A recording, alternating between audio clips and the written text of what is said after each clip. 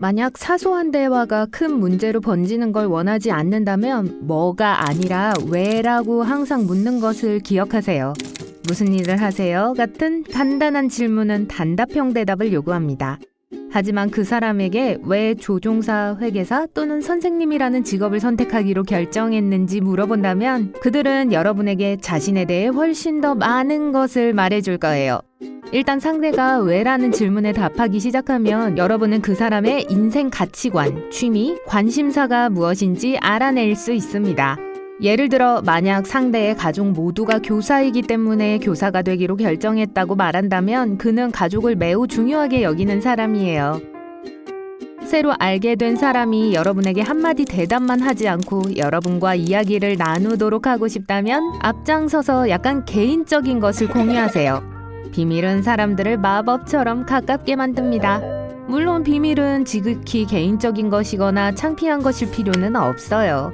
어떻게 우연히 새로운 식당을 발견했는지 또는 재미있는 휴가 이야기를 할 수 있어요. 최근 직장에서 진행 중인 프로젝트에 대한 몇 가지 세부 사항이나 영감을 주는 내용을 공유하세요. 상대방도 아마 똑같이 할 거예요. 만약 상대가 날씨나 교통체증에 대한 이야기를 꺼낸다면 2번 생각하지 말고 즉시 대화를 다른 방향으로 돌리세요. 그런 진부한 이야기는 더 이상 진전되지 않을 거예요. 업무 관련 상황이거나 동료나 상사가 여러분의 전문 지식에 의문을 제기하게 만들 경우가 아니라면 웃기게 보이거나 실수를 하는 걸 두려워하지 마세요. 다른 모든 경우에 여러분이 방금 한 우스꽝스러운 말이나 저지른 실수에 대해 먼저 웃으세요. 그건 여러분을 다른 사람들에게 더 친근하게 보이게 하고 더 귀엽게 보이게 합니다. 게다가 웃음은 거부할 수 없어서 여러분은 상대방을 미소 짓게 할 가능성이 매우 높아요. 예의상이 아니라 진정한 호기심에서 질문하는 법을 배우세요.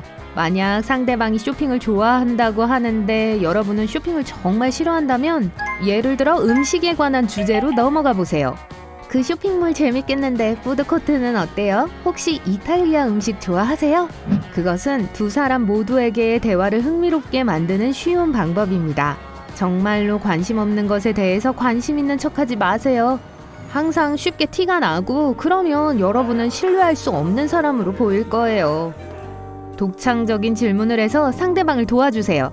미팅하러 가는 길에 그런 질문을 미리 생각해 둘 수도 있고 모든 상황에 적용될 수 있는 질문 목록을 미리 작성해 둘 수도 있어요. 어떤 초능력을 갖고 싶어요? 누군가가 텔레포트를 발명한다면 어디에 가고 싶나요? 이 질문들은 지루한 한마디 대답의 여지를 남기지 않고 대화를 더 진전시킬 것입니다. 새로운 미래의 친구들에게 조언을 구하세요. 모든 사람은 각자의 전문 분야가 있고 일단 그들의 관심사를 알게 되면 그들에게서 유용한 정보를 얻을 수 있어요. 그것은 상대가 유능함을 느끼게 하고 여러분을 동맹으로 생각하게 만들어요. 모든 이름과 대화 상대방에 대한 세부사항을 가능한 많이 기억하도록 노력하세요. 이제 막 만났거나 인생에서 한 번만 본 사람이 여러분의 이름을 기억한다면 여러분이 대화에서 더 중요하게 느끼도록 만듭니다. 그러므로 상대의 이름을 부르고 회사, 대학, 가장 친한 친구, 그리고 반려동물의 이름을 기억하세요. 그것은 누군가에게 가장 좋은 인상을 남기는 가장 쉬운 방법 중 하나예요. 누군가와의 관계를 한 단계 더 끌어올리기 위해 가끔 속삭여 보세요. 속삭임은 사람들을 하나로 모으는 친밀한 소통의 형태입니다. 효과를 높이려면 다른 사람의 개인적인 공간을 침해하지 않고 비밀을 공유하듯 상대방에게 살짝 기대어 보세요. 상대는 더 잘 듣기 위해 본능적으로 몸을 기대게 될 거예요. 새로 만난 사람을 칭찬하되 명백한 아첨처럼 들리지 않도록 하세요. 상대가 한 일이 마음에 든다고 언급하고 플라토닉한 육체적 칭찬을 하거나 에너지를 칭찬하세요. 함께 있으면 사람을 즐겁게 하는 에너지를 갖고 계시네요. 와 같은 칭찬은 좋은 출발점이에요. 상대가 자기 자랑을 하도록 격려하세요. 상대가 자신의 업적이나 장점에 대해 이야기하도록 한 다음 놀라움을 보여주세요. 와, 정말 직접 하신 거예요? 어떻게 그런 걸 하셨어요? 그 사람은 자기 자랑을 약간 하지 않을 수 없을 거예요. 결과적으로 두 사람 다 기분이 좋아지고 편안해질 거예요. 또한 제3자가 한 칭찬을 전달하세요. 상대와 여러분 둘 다 알고 있는 누군가가 상대의 뛰어난 스타일 감각을 칭찬했다고 말하세요. 상대가 열심히 일해서 성취한 것을 언급하세요. 항상 가장 보람 있게 느껴집니다.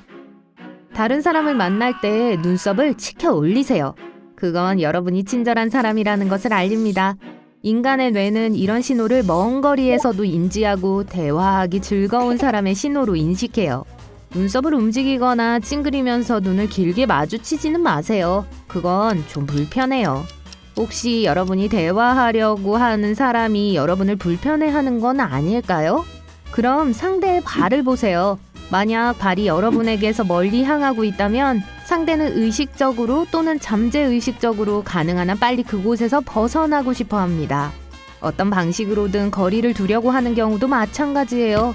비록 한 발짝 물러선다고 해도 말이죠.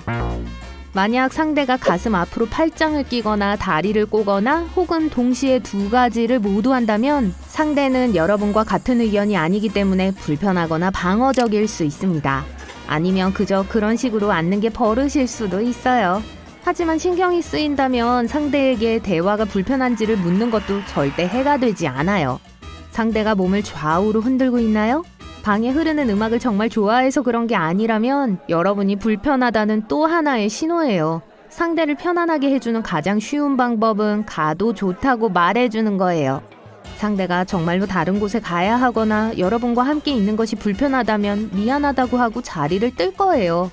그렇지 않다면 상대가 여러분을 좋아한다는 것을 알게 되고 그러면 더 원활한 대화에 도움이 될 겁니다. 이제 상대가 여러분과의 대화에 관심이 있다는 걸 알았으니 부정적인 메시지를 보내는 사람이 여러분이 되어서는 안 돼요. 발목을 꼬고 서 있는 건 여러분이 말하는 것을 완전히 믿지 않는다는 것을 보여줍니다. 만약 주머니에 손을 넣고 있다면 긴장하고 있거나 무언가를 숨기려고 노력하는 신호예요. 훌륭한 대화의 시작은 아니죠. 입을 가리는 것도 마찬가지예요. 손이 비밀을 숨기거나 거짓말을 감추려는 것처럼 보입니다. 웃는 것 또는 분명히 억지로 웃는 것은 상대를 편안하게 하려는 의도지만 막상 자신은 편하지 않다는 표시예요. 미러링도 마찬가지입니다. 아마도 사람들이 좋아하는 사람의 행동을 잠재의식적으로 따라한다는 것을 알고 있겠지만 너무 과하게 하지는 마세요. 상대가 여러분을 좋아하도록 하기 위해 의도적으로 모든 동작과 제스처를 따라하면 티가 나기 마련입니다. 만약 식탁에 앉아 손을 뻗은 채 상대방에게 말하는 습관을 가지고 있다면 상대는 여러분이 말하기를 멈추라고 하는 신호로 볼지도 모릅니다. 어떤 사회적 상황에 대한 두려움을 가지고 있고 그 때문에 새로운 사람을 만나는 것에 방해가 된다면 대중 앞에서 편안함을 느끼도록 도와줄 몇 가지 기술을 시도해보세요. 최악의 경우를 생각해보세요. 만약 여러분이 바보 같은 말을 하거나 무언가를 잊는다면 누군가가 여러분을 비웃을까요? 아니면 바로 그 자리를 뜰까요? 아마 사람들은 여러분의 실수를 알아차리지도 못할 거예요. 여러분이 머릿속에서 일어날 수 있는 실패를 상상하면 그것은 현실보다 훨씬 더 심각하게 보여요.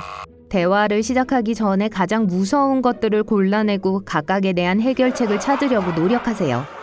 만약 어떻게 대화를 시작해야 할지 몰라서 두렵다면 간단한 안녕하세요만으로도 충분해요. 이야기할 것이 없을까봐 걱정이라면 관심 있는 주제의 목록을 만드세요. 그중 적어도 하나는 도움이 될 거예요.